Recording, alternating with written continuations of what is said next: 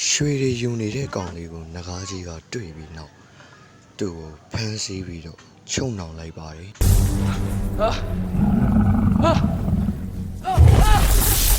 Sorry. The dragon. ချုံနှောင်ခံလိုက်တဲ့အခါအယိုးထီတောင်နာကျင်သွားပြီးသိမ်မင်းခုတော်မှခဏတာကောင်လေးကမြင်တွေ့လိုက်ရပါတယ်အဲ့ဒီနောက်သူသိလိုက်ရတာက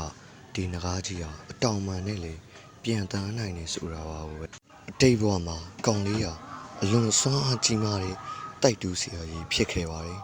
သူဟာနဂါးတိုက်ထဲမှာဓာတ်တစ်ချောင်းကိုစိုက်နိုင်ထားခဲ့ပါတယ်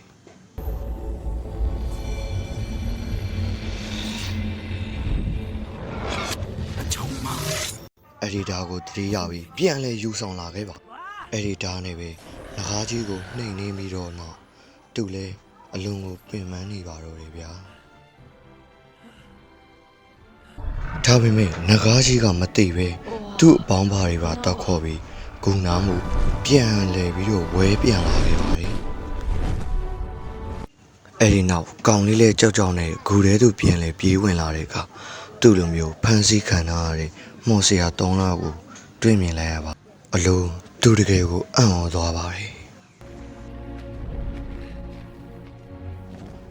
သူတို့အားလုံးလွတ်ဖို့ကြိုးစားဖို့ကြံ့ရင်ပဲဒီပုံမြင်ရဲ့ဒီတစ်ပိုင်းကိုဒီမှာပဲအဆုံးသတ်ချင်ပါတယ်